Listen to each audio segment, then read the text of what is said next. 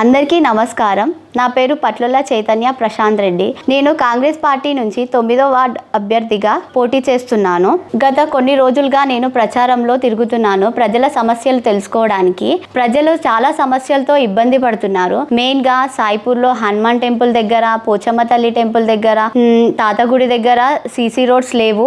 Drainage ప్రాబ్లమ్స్తో ఇబ్బంది పడుతున్నారు. త్రాగునీరు లేడు, విద్యుత్ కరెంట్ లేకపోవడం, ఇలాంటి ఎన్నో సమస్యలతో ఇబ్బంది పడుతున్నారు.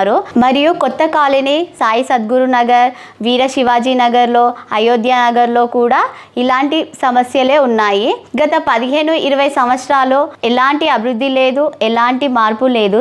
సాయిపూర్లో తన ఇంటికి తాను అభివృద్ధి చేసుకున్నాడు, తన ఇంటికి సీసీ రోడ్స్ వేసుకున్నాడు తప్ప ప్రజల సమస్యల్లో ఎలాంటి అభివృద్ధి చేయలేదు. కాబట్టి నాకు ఒక అవకాశం ఇచ్చి నన్ను గెలిపించండి. మన ఎమ్మెల్యే మనోహర్ రెడ్డి గారి సహాయ సహకారాలతో నేను మీ సమస్యల్ని తీరుస్తానని హామీ ఇస్తున్నాను. ప్రజలు ఎవరికి భయపడాల్సిన అవసరం లేదు.